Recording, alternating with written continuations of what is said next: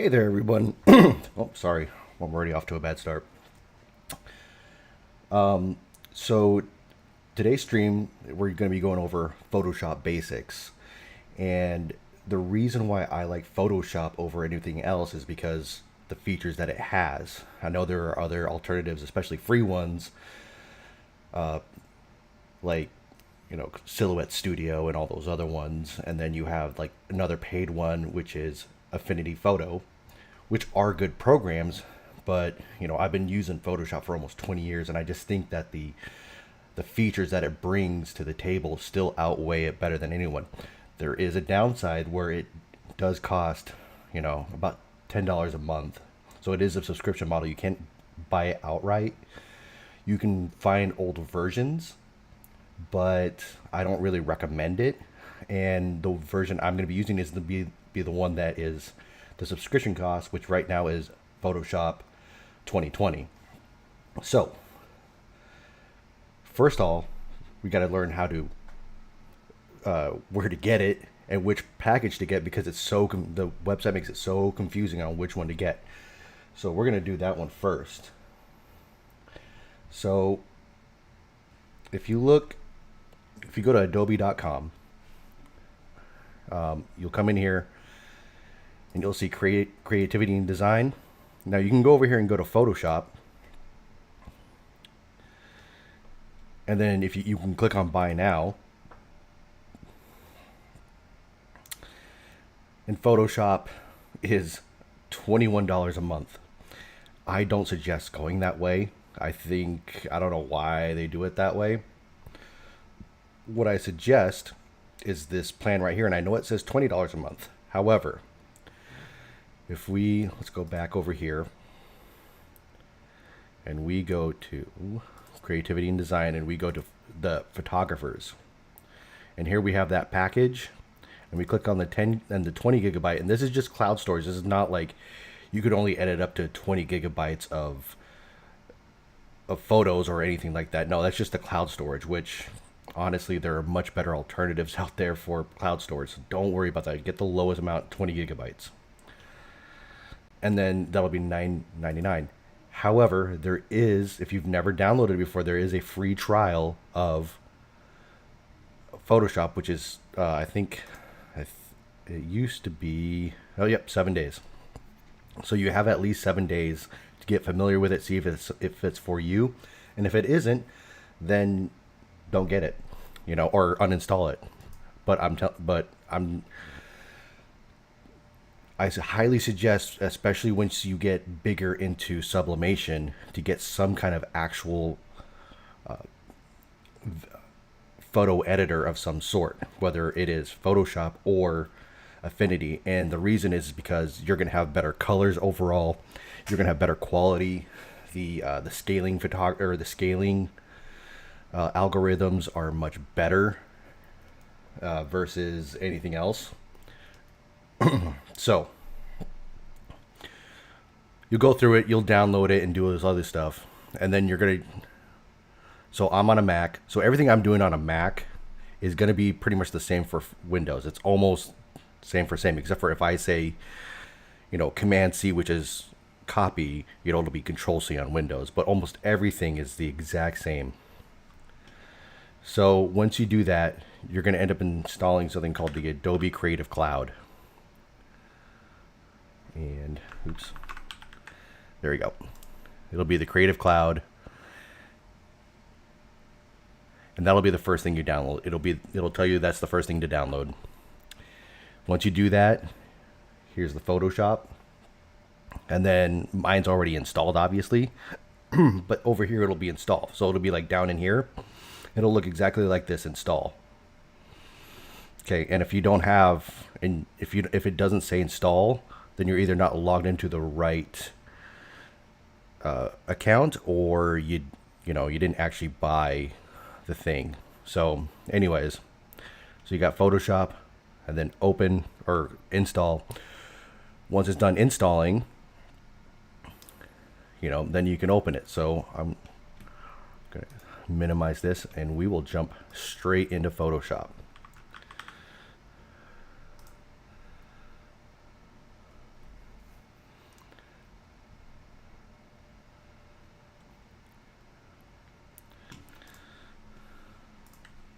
Photoshop.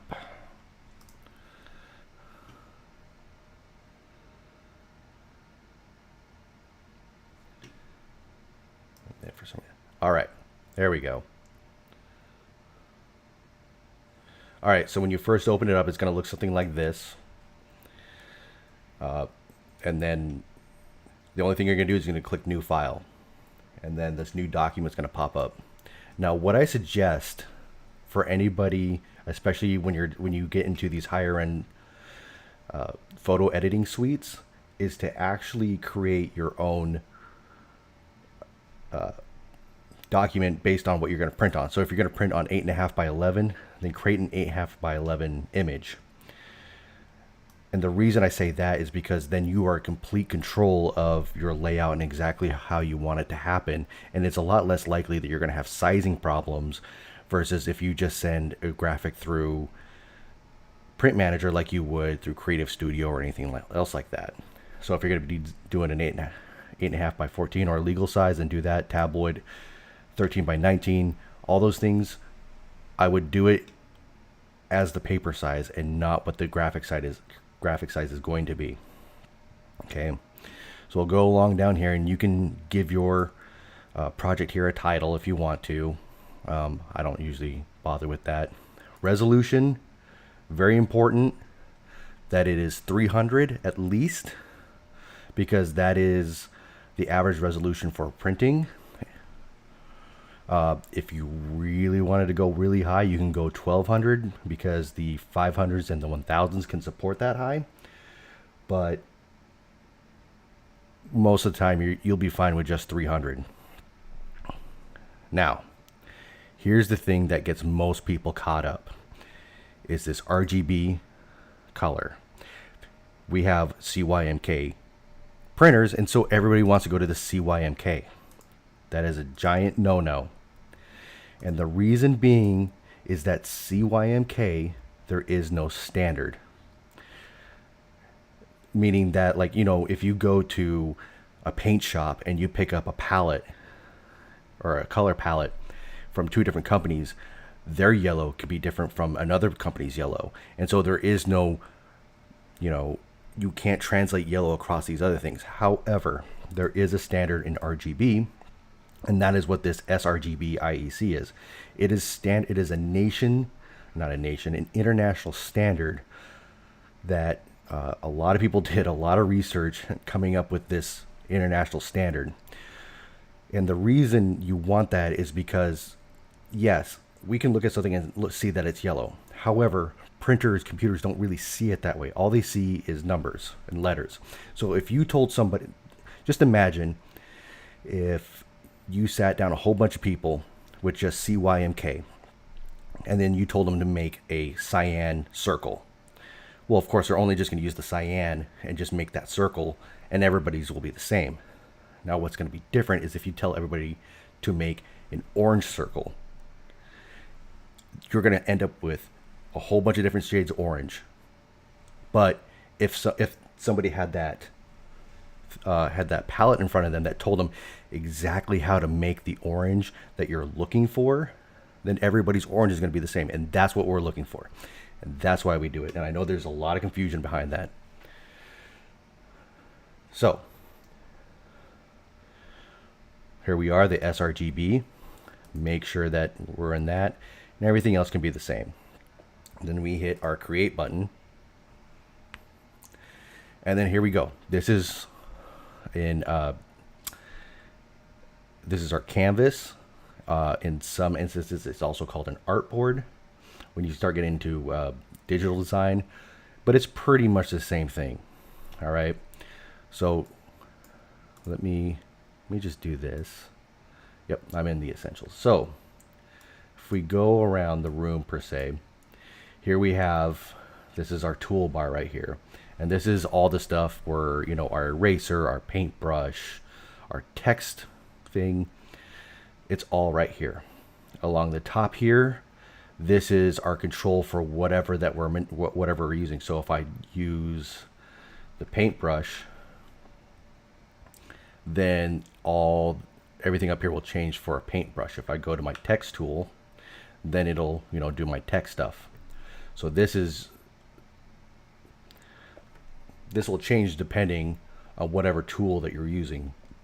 Over here, okay, so normally when you get up here, you have your color and your patterns. I have a navigator up on here. So if you're seeing anything on here that I have that you don't see on yours, the simple thing to do is go to Window, and you can see all these different little things up here. And the one thing I have is a navigator, so you probably didn't see it up on there. But on mine, I do.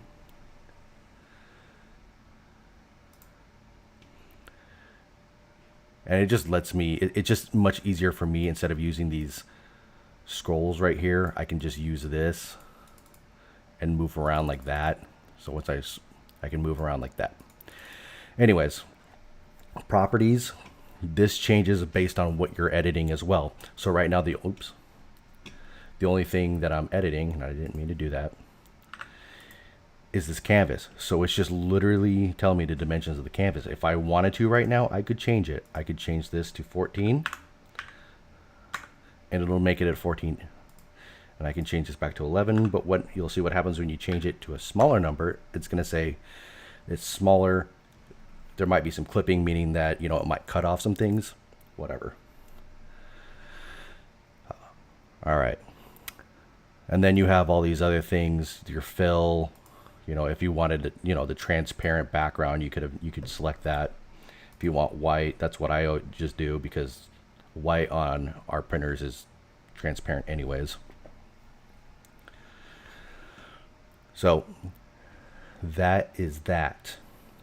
So now that we've got this up here, obviously we want something to edit or bring in so that we can print it off. So the easiest thing to do is just to take whatever image. So there's two ways of doing this. The way that I do it is I kind of just move this down to a place where I can, so I have my image on my desktop or wherever it is, and I can drag it and I drop it in there. And then as soon as I bring it in, the first thing it does is that it gives me a chance to resize this thing. So I can move it. I can move it around and do whatever I want. And you can see this is not a locked aspect. Locked means that both, if I move one, it's going to move the other proportionally. I'll just hit Control Z for undo, and it'll bring it back to what it was before. If you look at the top here, there's our X and our Y axis, height and width, you know, width and height, whatever. And this little thing right here is this little chain, and you can click on that, and now the aspect is locked. So no matter what I try to do, it'll proportionally change the height and the width at the same time. If I unclick it, I can now change it to whatever I want. So one other thing that I suggest you do, and I can click check. Now if you notice one thing on mine, on this on the top left hand corner where I'm manipulating, there my height and my width are in inches. If you just start out, it might be in pixels. Obviously we don't live in the world of pixels, we live in the world of inches or centimeters depending on where you live. And you can change that. If you go into, if you go into Photoshop, Preferences, Units and Rulers, yours were probably set to pixels. And you can even see right here where it changed. You can see my little ruler up here, it changed from to pixels. Change it to inches or centimeters, depending whichever unit that you want to use. And there you go. And then that way, when you actually see this, when you move it, you can actually see what size you're making it. Now there is another way, and when you bring in images from the outside, so you bring it, drag it and drop it in, it is basically, I forget the term that they call it, but it is an unmanipulated image, meaning that this image exists how it is and I cannot change it for anything. So if I try to take my paintbrush right now, and I'll get into how to get your paintbrush and all that, I cannot do anything to it because I cannot manipulate this because it is in its own pristine state. Now, if I wanted to edit this image in here, like I wanted to actually change some things around or whatever, I have to do something called rasterize it, which means that I'm basically going to make it I'm going to make the whole thing part of my actual image. I'm going to take it out of its protective shell so I can actually manipulate it. So the easiest thing to do is come over here. So this is your layers, and anything you bring in, just like if you're familiar with SVGs, you have layers. So anything that you drag in and all these other things, you have layers, and you can add layers down here with this little plus button right here. But since I dragged this in, I have my little layer right here. So if I right click it and I click on rasterize, which means that I now took off the protective coating. So now I can just, manipulate it, and now I can draw all over this thing. What that also lets me do is that it lets me now use this transform tool, and now I can just simply type in 7, and it's going to do that. And there's the same thing if you see this little lock right here. So if I do that and I hit 7 with that where that clicked on, then there's that. Okay. Now, one other way to do these images, let's say that I got this image, and when I got it, it was really small like this, just this really tiny image, and I wanted to make it bigger. This is kind of one of the places that Photoshop excels at because it has so many ways of making a bigger image. One of these things is called content aware stretch. So I got this image from a customer. It's this really tiny thing, and I'm like, you're just like, well, if I make it, every time I make it bigger, it gets all blurry. It kind of looks like that, and you're just like, well, I can't use this. Well, what you can do, so let me get out of here. So if I click on that and I click on edit, there's this thing right here called content aware scale. And if I click on that, watch. So this will only get you so far, because what it's going to do is that every time I stretch it, it's going to look at every little aspect of this thing and look, well, I'm stretching out here, so maybe I can move the A over here and the X over here, and maybe I can, make the axolotl's face a little bit wider, but you'll see what I'm talking about. But you can only take it so far before it starts looking a little ridiculous. So I start stretching it, and you can kind of see how, let me do that again. If I hold down shift, that makes, that's another way of, linking the chain so that it doesn't go anywhere. So if I hold down shift, and so so once it gets to it, there's a certain point to where it starts looking a little bit ridiculous. This is not exactly the greatest image that I would use for content aware scale, but you can kind of play around with it. And then there's this thing right here where it's, if you have a person in the image and you don't really want it to manipulate the person and make it look ridiculous, you can click on this, and then that makes it aware of Photoshop. You can tell that it's a person and that you can stretch it out. But again, it can get a little bit ridiculous looking, but on some images it works really well. So you just kind of have to play around with it. Another one is just to simply, so when I pull it out like this, it kind of looks pixelated, but Photoshop has all kinds of algorithms of taking something that is really small and making it look good. So so I do that, and as soon as I hit this plus, it's going to re-render it, and it should look a lot better. And see, it looks a lot better. So there are multiple ways of being able to restore images inside Photoshop, which is one of the reasons why I use Photoshop. I've tried to do it in things like Affinity and other products, and it just doesn't work as well, especially on low quality images. It's so much easier for me to resize in Photoshop because they've just been doing it for so long.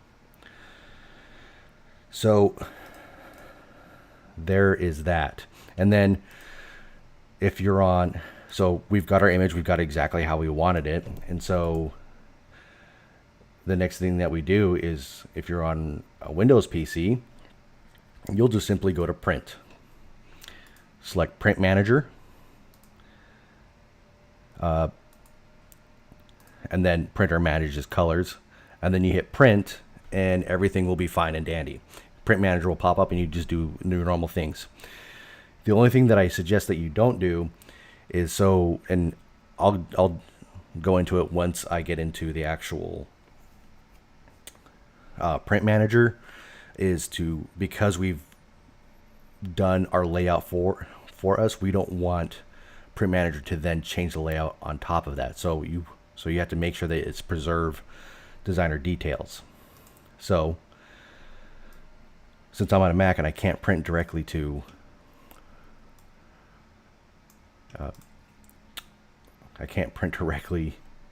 print manager, I have to do it the image way, which is the way I prefer. And even when I'm working on Windows, is the way I do it anyways. I use smart folders.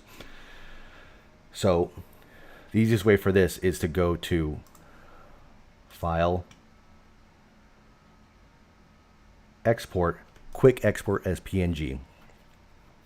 Then I go to my desktop.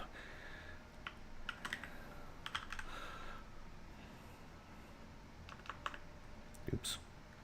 Helps if I spelled axolotl right. What? Yeah, close enough. All right. So I'm going to save that to my desktop. So I got my axolotl image, and then I'm going to drag it to my smart folder, which then print manager is going to pop up. And then, yeah, whichever one that. Now, this is what I was talking right here under layout, preserve layout from designer. You don't want it to do this. Yeah. And it actually doesn't like it because I've already made it in the format. But just keep it like that. So then that way you know exactly the way that you made it. We don't want print manager to do anything beyond that. Okay. Now you can also do these things like color. I don't like using these color. I know everybody loves to put this to vivid and put this, the saturation up to 2 or something like that. My only problem with that is that you don't know what the color exactly is going to look like, and you can do that from Photoshop. And I'll show you that right now. So I'm not actually going to print this, but I do leave it like this because I want to be able to see the colors that I have. So let's say that I wanted to make these more vibrant or increase the saturation or something like that. So the easiest thing is so if you come down over here and I select on my little layers panel, I select whatever image. Now, if you look down right here, there's like this circle that's like half filled in, and it's called an adjustment layer. If I click on that, I now have all these things I can change. And if I click on vibrance, now you see this thing pop up right here. And you can see I can change the vibrance and the saturation. So if I change this, see, now I can make all these colors, so I can change all these colors, and I can actually see exactly what I'm manipulating, versus in print manager, you don't know exactly what it's going to look like. But in here, I can see exactly how it's going to come out. And that's what I like. I like to be able to see what exactly is going to happen if I change these settings. So I can do that. And then I can, so I'm like, okay, I love those colors as it is. And you send that into print manager.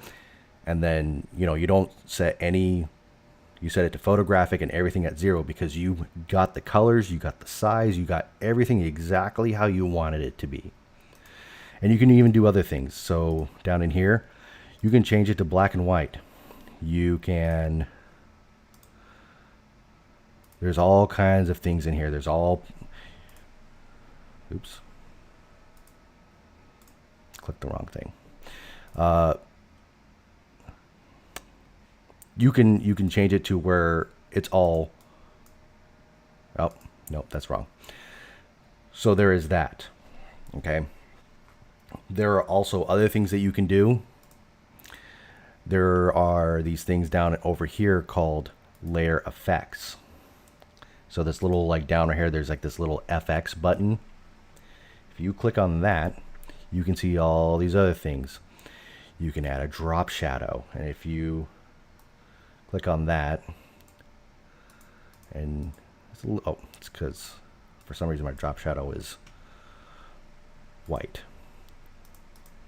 And now you can see how there's now like this little drop shadow on there, and if you can see the difference.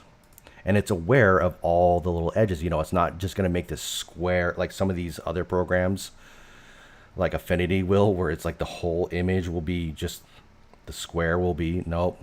Like there's, you know, it's aware of what is there. You can do a color overlay. Like if you wanted to make this all red for some reason, you can click on that. You can change it. Let's say you want to make it that. You can do that. But obviously I wouldn't want to do it this way because, you know, and then you're changing this whole thing. Some other things that it works great for. So now that we got this, let's say I wanted to manipulate something in here to where, like, let's say like where it says I axolotl questions. Let's say I wanted to make that black.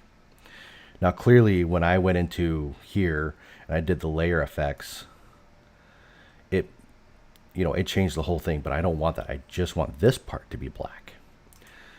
So there are a couple ways of going by that. One is the absolutely painstaking way. So if you come down over here and you can hover over all of these and it'll tell you exactly what it does. Okay, so here's my paintbrush tool. And you see at the bottom right hand corner right here, it's really hard to see, but you can see it on most of the tools right here. There's a little like there's a little arrow, which means that if I hold it down, there's even more tools under there. Okay, so these are a group of categories. So this is your brush and pencil tools. Oops. This is your smudge and your sharpen. Here's like your burn and your dodge tools. Here's your text tools. So you have your horizontal and vertical type. So obviously one thing you can do is just go through here and try to somehow, you know, paint over this, but that would take all day and that just wouldn't be worth it. All right. So there's something called the magic wand tool. And there's also the quick selection tool. So if I take my quick selection tool and I just kind of go over this,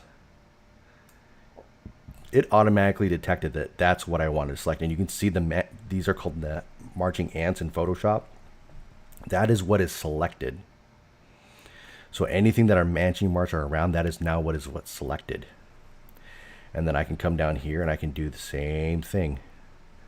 And you can see like right now before I let go of the mouse button that it didn't quite get everything. But as soon as I let go, it's going to realize what I was trying to do and it'll fix that. So watch what happens when I let go of the mouse button. Boom. Now it realized what I wanted.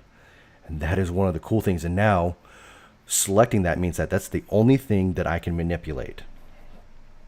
So anything I try to do outside of this is no longer going to work. So if I get my brush tool and I hit B for brush tool, and then I'm going to come up in here and I'm going to do this hard brush right here, okay? And then over here, here's my little paint palette right here.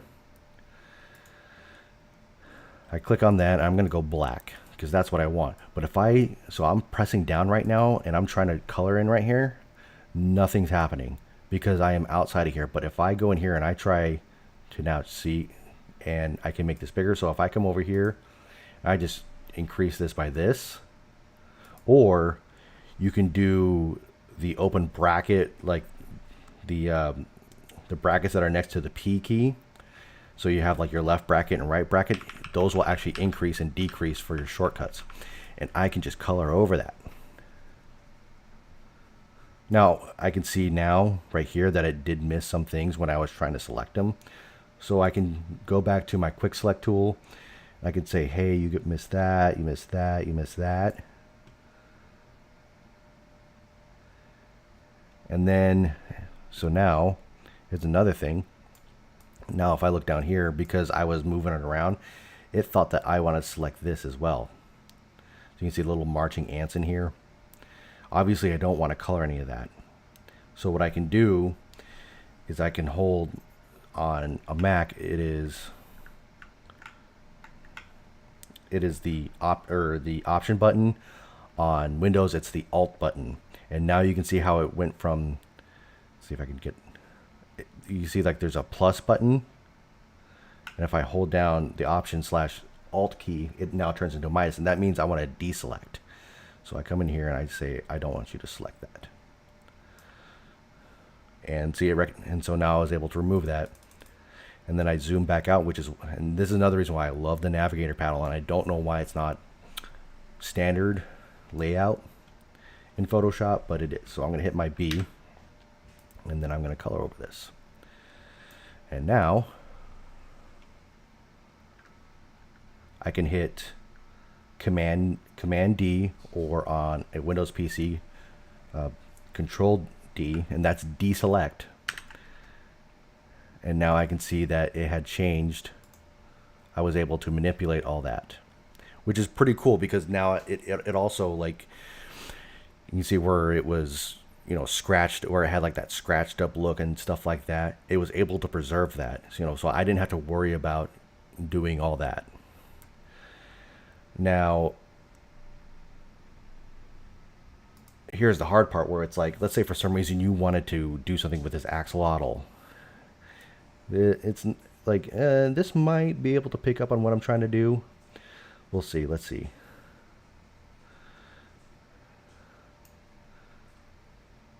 No, not really. So there's a couple ways of going about that. So I'm going to hit Command D. Oops. And I'm going to come over here to my Magic Wands tool.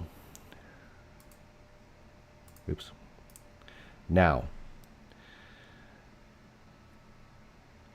this, on an image like this, is kind of hit or miss, because Photoshop has to do a lot of guessing as to what you're trying to do. It's not like you can tell, hey, I want you to select this axolotl, but it can kind of do a pretty good job depending on the image. And I'll show you what I mean is this select subject feature. Now there's two. If I drop down over here, there's the device and there's the cloud. Obviously the cloud one is where it sends out the image to Adobe servers, and it does a lot more number crunching to figure out exactly what you're trying to do. And this is useful for trying to remove somebody, like you have somebody and you want to remove the background off of them, instead of like trying to erase and do all these other things, or like use a website like remove.bg. Like this does a lot better job of it. So, you know, you can click on this. So I select cloud and I select subject. Let's see what it selects. Oh, it selected the axolotl. So that was kind of cool. And you can see now the marching ants are now around it. Now, if I wanted to just have this guy show up now, I have two ways of doing that. I can either delete everything that's around this, or I can do something called a layer mask. And a layer mask just kind of hides everything that's not selected. So the easiest way to, so I have this all selected. I've got my little guy, I've got my thing over here selected. Down here in our little tools, there's like this square with a circle in it, and that is our layer mask. So if I click on that, boom, everything that wasn't selected is now been taken out. But I have not erased anything. I have not done anything. So if I wanted to get that back, you can see right next to it now there's like this image where it's like black and this white. I can click on disable layer mask and everything's back. And then I can enable layer mask and everything's gone again. And I can even do this fine tuning, so you can paint in this thing, right, in this canvas right now. So I have this selected right now, or you can select that. And if I have the black color, black is exclude and white is include. So if I take my little brush right here, and I've got it set to black right now, and I start painting over this, see, now it's starting to disappear because now it is black on this. And there is a way to see what exactly this is on the image. So the next to the P key, there's like the little forward or the / button. So P, there's the brackets, and then there's that. If you click on that, it does this overlay to where you can see exactly where this was. And let's say it took out too much and I want to bring it back. So I can change this back to white. So there's these little arrow things, and that will cycle through the colors that you have on it. So I have my white, and I can start painting it back. And let's say, like, you know, I just wanted to have like this weird like halo, or, you know, whatever you wanted to do, whatever, if you wanted to fine tune exactly what was selected and what was not, then you can do that. And that's what layer masks are there for, is so that you can hide things but not actually edit the image beyond to where, you know, you can't do anything anymore. It's the whole point of a layer mask. There are other things that you can do with layer masks, but that is the basic point of it. And I'll show you actually, what I was talking about with selecting actual people. So I'm gonna open up, I have my picture of my daughter here, and I'm gonna open it up in Photoshop. And then this thing that just popped up right here is called the Camera Raw editor, and I'll get into maybe to other sessions, but this is actually a really cool tool, but I'm not going to mess around with that right now. So there's a lot going on in this image where, you know, you got the grass, you've got, you know, all these things, you've got her hair, you've got all these, you know, it's apparently I try to use portrait mode on this to where it's got a sort of a blurred out background and stuff like that. So there's a lot for it to go on. But Photoshop is especially good at recognizing people. So if I do this, and I always do the cloud version because, you know, unless I don't have internet connection for whatever reason, and I click on the select subject. See, now it did a really good job of isolating her down even to like the fine hairs. So if I zoom in, it tried its best. You can see where it was trying to come in here and do it, but obviously, so you can see like right in here, it didn't really get it. In here, it didn't really get it, but it got a pretty good job for the most part. And then again, all I have to do is just hit that layer mask. And there you go. It, you know, now it's isolated and I can do whatever I want. Oh, yep. See, there's that. Oops. That's not what I meant to do. Like that. But then, you know, here's my little layer mask right here. I got my little brush tool. I change that to white. Using the bracket keys, I'll make this smaller. And then I'll just paint that back in. Oh, and that's why, because there was grass right there. So maybe, I don't know. So maybe I would just do this. And then I'll take this and lower it down, so then that way it's not visible. You know, oh, you can see up in here, you can see a little bit of the brick wall. So maybe, you know, you can take your black tool in here and then, you know, try to get it, you know,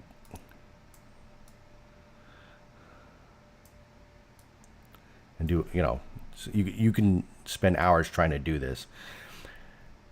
And that's another thing, is if you're, one other thing that you should be aware of is how long this thing is going to take you to do. And you should charge your time appropriately. Like if I'm doing stuff like this and I'm doing this for a customer and I'm taking my time trying to like cut out the background and trying to get it perfect and stuff like that, I'm going to charge the customer for my time because, you know, my time is valuable, and, you know, I'm using, you know, professional tools to do these things, stuff like that. So, you know, there's that another way, or the old-fashioned way when I started using Photoshop, like, why did it, that was weird.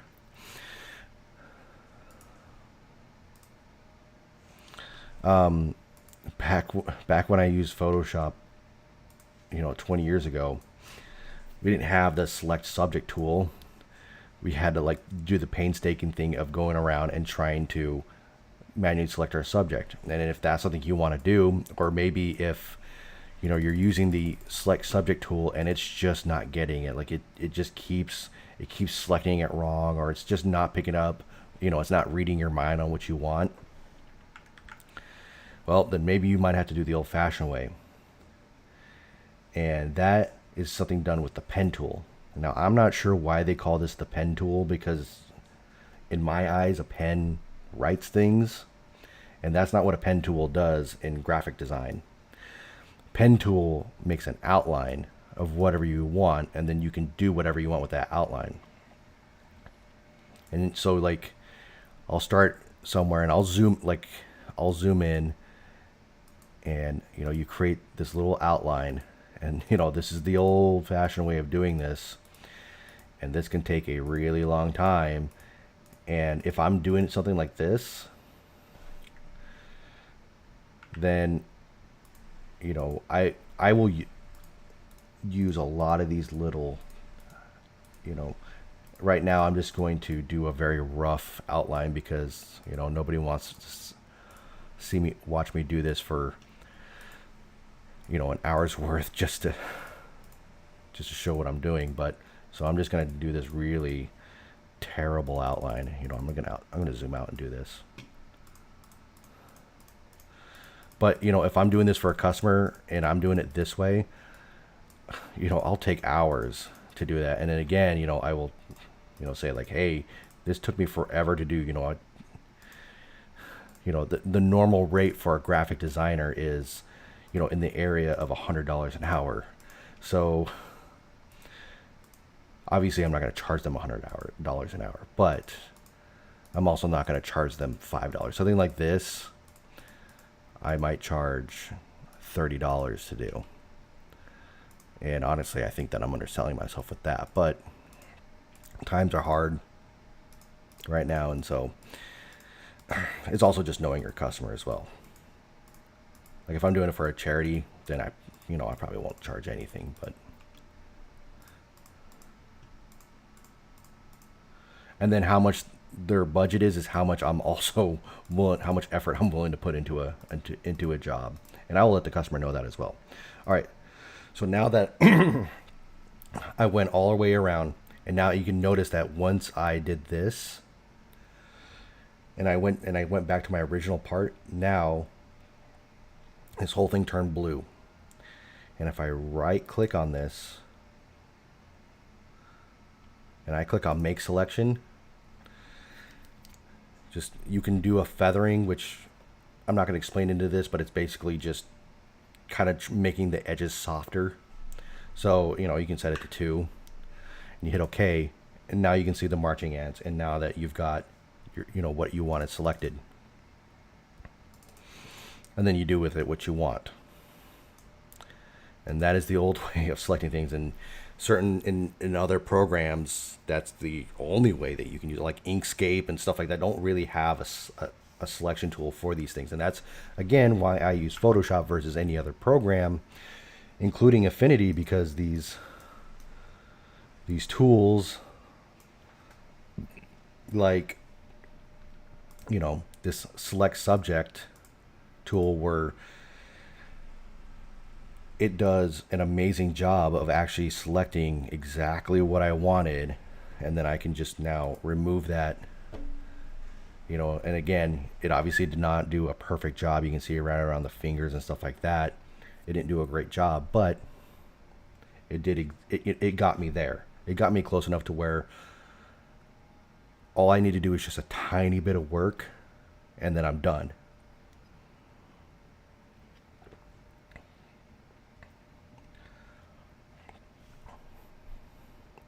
Now let's say I have this, and then I wanted to add it to whatever, so say I wanted to put this on a shirt, an 8.5 by 11. So I'll go in here and I'll create a new one, and then up in here you can see where all your other projects were. what I'll do is I'll come over here and I'll copy this, and I'll copy SVG. Oops, nope, don't copy SVG. Well, it might actually work here. No, it's not gonna work here.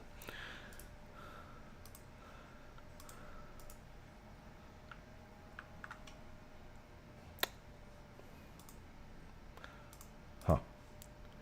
All right, I'm just gonna click Command Copy because for some reason, and then there we go. But now you can see, even though this seemed big, once I copied it onto an 8.5 by 11, it really wasn't that big. So we can try scaling. And then again, you can see where it's horribly pixelated, but this is again where Photoshop shines, where if I hit enter, yep, see, it did a pretty good job of trying to scale that. You can see that it's a little bit, you know, there's a lot of detail loss in the face, some softness. You can try, so and then doing this content aware scale, making sure that this is clicked, and you can let's see.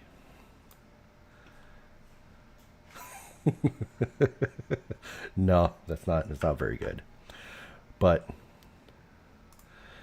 content aware scale works better with mostly like text, and just like if you're just moving it just a little bit, like you just need just a little bit of a nudge, you can do that. But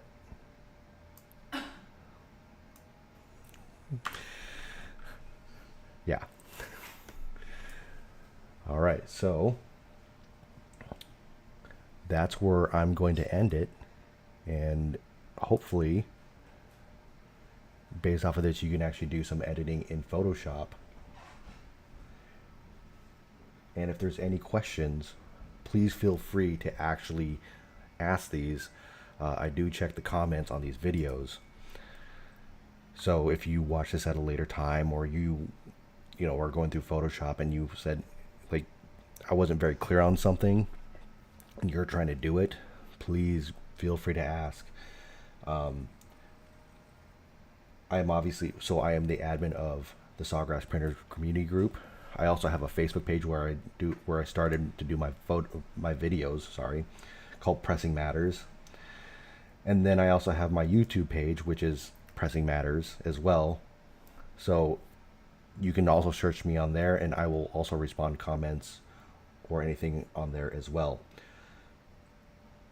So I will leave it at that. And if you are on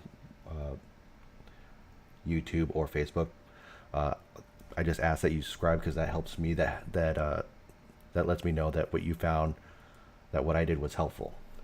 So with that, I'll say thank you, and I hope that helps.